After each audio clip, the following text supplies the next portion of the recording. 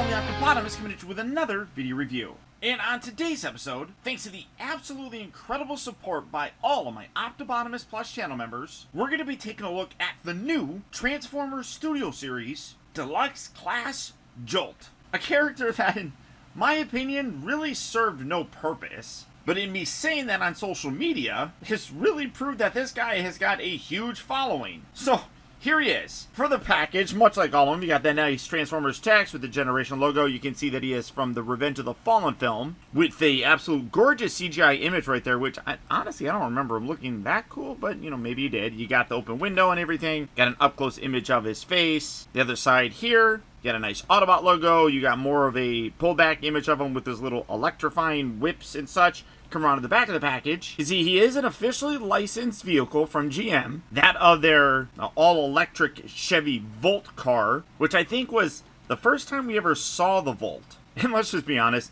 it was just a car commercial to kind of advertise this new thing. But he transforms in 23 steps, and of course, you know, he's big screen inspired, got the backdrop, all that fun stuff. So there you go. But for the packaging on this guy, that's about it. So without further ado, let's get him out here and see how cool he actually is. And here we have Jolt opened up out of his packaging and obviously in his vehicle mode.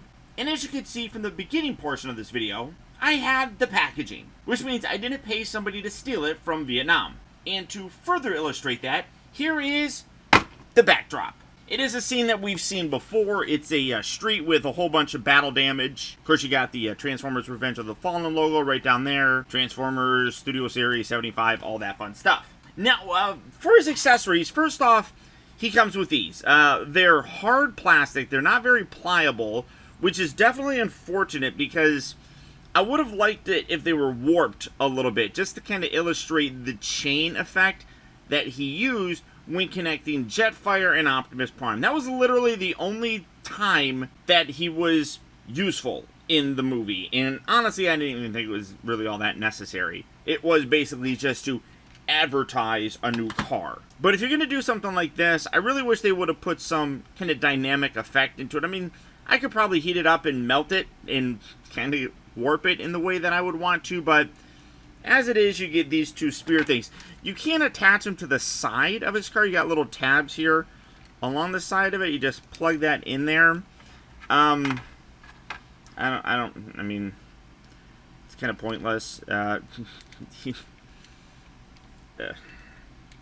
Okay, you got that. These are dumb.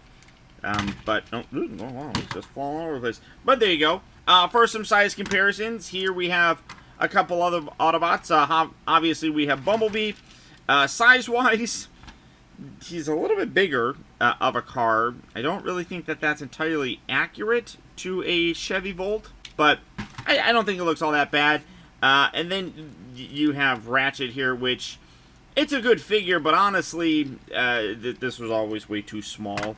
But I brought him out here because he's actually the one that gives Jolt his name. He's Jolt Electrify, and he does his thing. Literally, this guy was on screen a total of less than a minute. When you combine all the scenes that we saw with the car and his robot mode, it was less than a minute. And I'll be that guy. I'll say that I'm really kind of surprised that they gave us this and not the twins. Now, I know that that's a huge thing. A lot of people do not like thinking about the twins in a positive kind of way. I just view them as caricatures. If you're going to say that the twins were racist, then you have to say that Jazz was racist too. And I'm sick of that BS. They were caricatures. I thought they were funny, and at least they had speaking roles. I mean, it is what it is.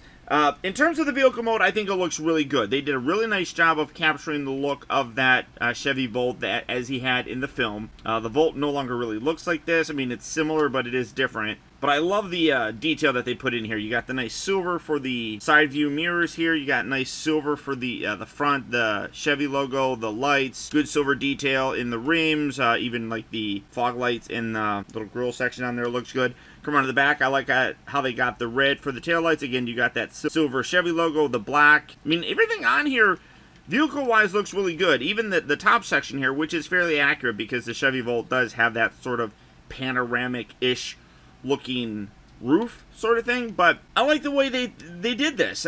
Vehicle mode wise, I think he looks really good. Absolutely accurate, well worth sticking the GM brand on here. He rolls fairly decently. Now, where I'm not a big fan of this guy is both the transformation and the robot mode. Anybody who says that this is really a good figure, no offense if you do think he's a good figure, but when you look at the CGI, he really does not look all that accurate to what we saw on the screen.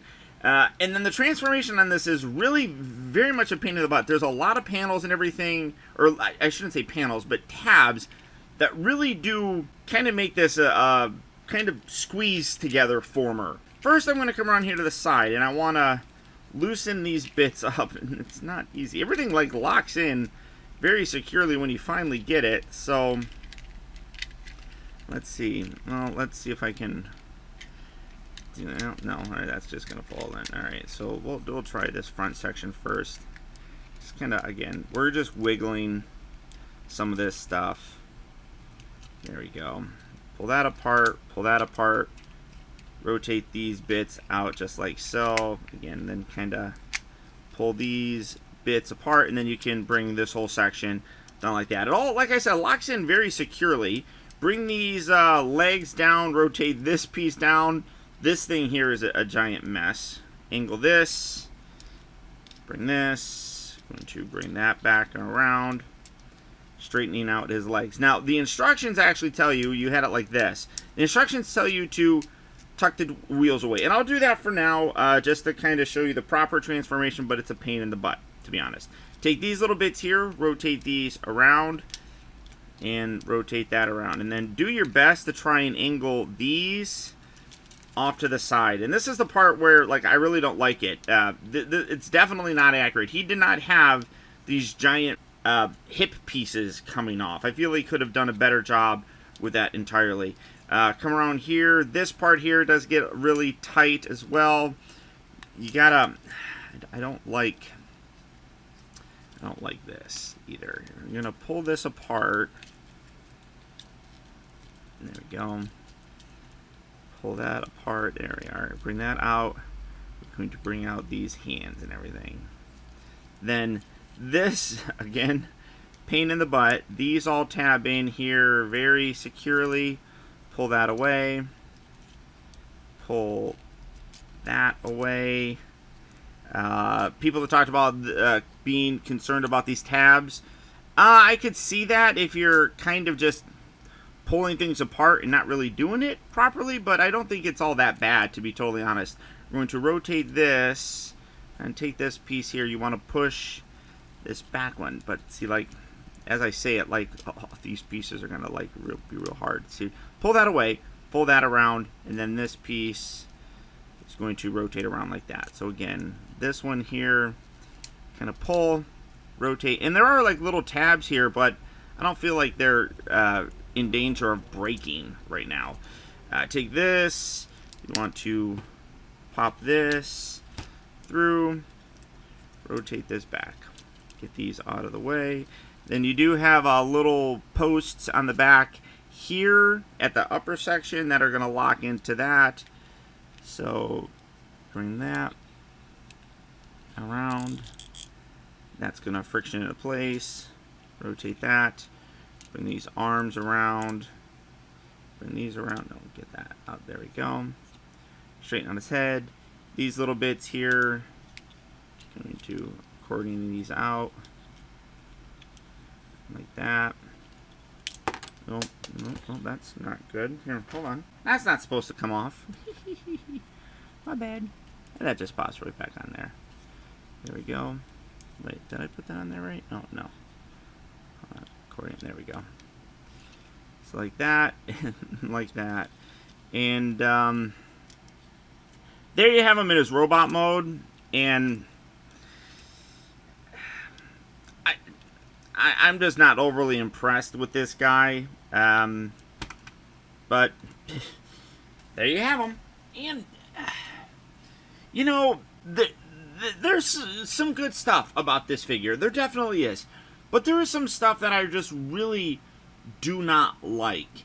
The biggest thing are going to be these side panels here. When you go back and look, there is... Well, the CGI for him is very unclear for the most part, but you can absolutely see that these are not there. Now, he's got a lot of things that hang off of him, kind of swoop off to the back and such, like these top sections. You do have some of that kind of swooping element down here with the leg bits as well. These just really are terrible. I mean, and with the tires underneath here, you kind of get a lot more bumping of things because they don't fold in too terribly much. So it kind of forces them to stay out on an angle, where if you go like that, you can at least kind of collapse it a little bit more.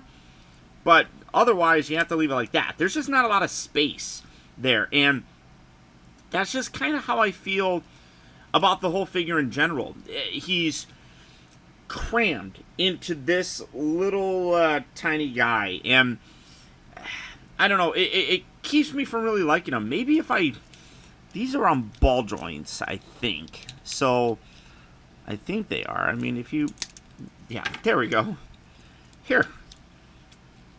I'm going to instantly make this guy better. There. There! You know, he's a better looking figure now. I mean, he just... There's no need to have these on there. I mean, like, his legs... Everything else, I mean, for the most part, looks good. You know, I mean, although the fact that, you know, like the character is fairly kind of pointless. So you do have those. You could take them off if you want to. There's no real place that you could store them, I guess. But, like, why couldn't you have figured out a better way? You know, like, if you did it like that, you know, that would have been cool. I don't know. So, you have that, but you do make them look better if you take that junk off of the guy. Size comparison. Oh, the other thing that I don't like is these. So when you have those underneath there, it cleans up the foot, but you literally have to keep them standing with his legs, or feet, or legs, both of them, I guess, very close together. Because otherwise he doesn't like, you can kind of see, he doesn't stand flat. So leaving those on the side there give you a little bit of an angle that you can kind of position him a little bit better. So that works. I think that looks good. And it's amazing how just taking these off really makes him look like a better figure. Yeah, he's got a big, giant, ugly backpack thing here, but still decent, I guess. Let's do some size comparisons. Here he is with Bumblebee. You can see that scale-wise works pretty decent. And, of course, you know, you have Ratchet, who did the whole, you know, Jolt Electrify thing. And he does get a little bit bigger, so I think scale-wise it works pretty decent. Fairly happy with how that looks. In general, I mean, like I said, I like him, but there's a lot of elements that just keep me from loving him. You gotta take these off. The head sculpt looks really good. I think it's fairly accurate. When you go back and look at, again, the CGI images, the head sculpt here looks a little bit more accurate than what we've gotten previously, and that's a real nice head sculpt. What's interesting is the CGI image that's on the package is not the CGI image that we've gotten in the film. So there's a disconnect there, and I don't really understand it, but as it is, this is how he looks. I mean, I like how things kind of wrap around. I mean, there's a lot that's really good. The silver, the detail, all of that looks really very nice. Just wish they were able to figure out a way to do something with these bits, and maybe that's why they made it have giant ball joints, so you can just pop them off. But great detail. Oh, that's one of the problems. Great detail, though, throughout the entire guy. I really do actually like him, despite the fact that he's got some flaws. Now, for his weapons, this is a weird thing. So, this pops off a lot. His hand here, which is in this weird kind of claw-looking thing, you actually have to remove his thumb. Now, there is and it even tells you there's a little locking thing. If you take this off, you can't really do it. Stay. But you got that little tab right there that they tell you to plug that into when you want to store it. So, there. And then you bring in his little whip weapon, and that's going to just plug in there. So, again, cool idea. I just don't like the fact that you can't really manipulate these anyway. I mean, it's gonna be like that. It would have been cool if maybe they put some silverish paint or blue paint on there to do the electrify thing. I mean, that's cool. It's what he did in the movie, so great. But having this be a little bit more bendy or rubbery or just not as rigid as it is really does cause kind of some awkward looking poses, and then you got to put those back in there. They just tab in. He's gonna fall because the feet aren't great. Get that in there as well. Like I said, in general, I like them. There is just sometimes we've gotten this before where it's like they're trying to pack too much stuff into a small robot or whatever, and I feel like that's definitely the case with this guy. And I'm not the real biggest fan of that. And you know, yeah, you can take these little bits off, and that's going to be a pain in the butt to get back on there. And I mean, that's a massive ball joint, but it's well, come on, there we go. So I mean, even if you just I just don't like that. Did I put that in on the wrong side? No, I don't think I did. So I mean, there are things that you can do. You shouldn't have to do that, though, in my opinion. So there you go. Maybe I did put those on the wrong side. I guess we'll find out when we're going to transform them, because I definitely think that that's off. But articulation-wise, the head is on a ball joint. You get a decent range of motion with it. You do have some bits here on the side that do kind of get in the way, so it's not a full 360 or anything, but you can get them looking left and right. Shoulders here are on ball joints. You get a good range of motion with that. You have a swivel at the upper part of the bicep. You have a bend here at the elbow. Wrists, they move in and out as kind of part of the transformation. I guess you could kind of rotate them because they just peg in there, so you could do that. You inadvertently have an ab crunch, which is mostly just part of the transformation. I kind of wish that would lock down. It doesn't, so it's kind of stuck there, and then you do have a waist swivel. The hips here are on ball joints. Again, these, I'm just going to take these off. So you do have the ball joint right there. You also do have a slight rotation at the ball joint because it's fairly big, so you get a little bit of that rotation for the leg itself. You do have basically, well, one joint there at the knee, and then you have one right at the ankle, so you can move that around. You don't have any ankle tilt, which kind of stinks. I mean, that would have helped out a lot with the whole tire thing there, but just put the tire out like that, and it covers it up. In general, though, I mean, I keep saying it, that it's a decent-looking figure, but there's a lot that's going on, which really does kind of hurt the simplicity of him. But you know, it's Jolt.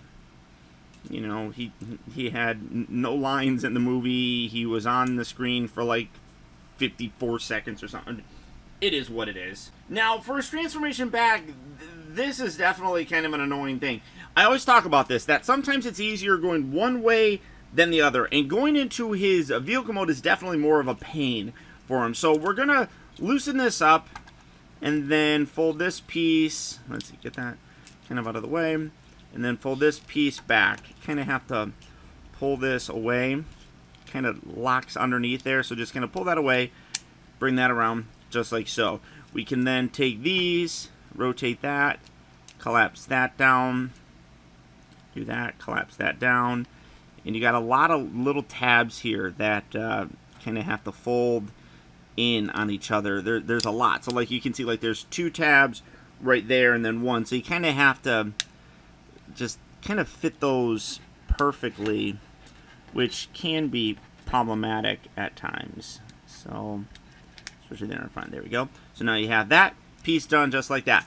This, and that's gonna flop all over the place. This little piece right here, you're going to bring this back, and then this is going to rotate. Then again, you got a little tiny tab on the back of this that slots over this. If you rotate it over, it works perfectly fine. Getting it out is a little bit more tricky, but you just, like I said, fold this back and then rotate that over that, and that lines up pretty decently. Do that again on this side, rotating that around. You bring that back, and it pretty much fits where it needs to. You got a whole separate hinge here that's going to fold that forward. That's going to bring all of this kind of around like that. Let's rotate these feet down, and then you bend all that up like so. Do that on that side as well.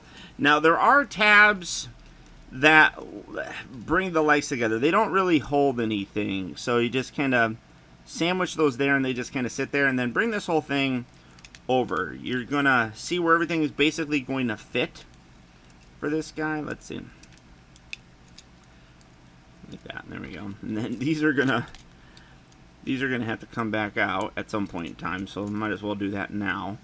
Put that there, put that there. So honestly, I just discovered that pulling those off makes them look better, so I kind of enjoy them a little bit more because of that. So bring these arms back. Then you're going to fit all that there. This whole section here rotates up, and then you sandwich that there. Bring this, and this is going to then tuck underneath there. Do that on this side as well. So rotate this up and around, fold that, and again you fit these hands inside here. And that's one reason why I don't like the fact that these thumbs detach, because they fall apart fairly easily there. So there's that. Just fiddle with that. Bring that around. And there we go. Put that there. And then these are going to, again, kind of fit in this cavity. There we go. Just like that. And then, again, you sandwich these back pieces. It's not the easiest. It's kind of, like I said, you got all those tabs that kind of get in the way of things. So there we go. Now we're going to, again, rotate this around, bring this around. Like I said, these bits here don't really lock in together. They just kind of sit inside there and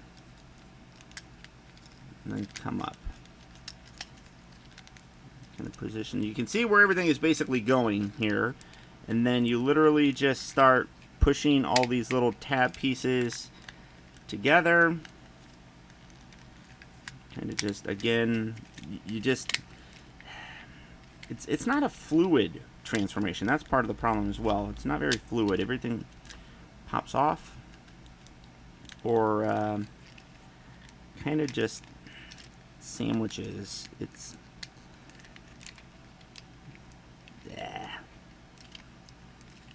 not a good transformation, guys. So while, vehicle mode wise, I think he looks really sharp.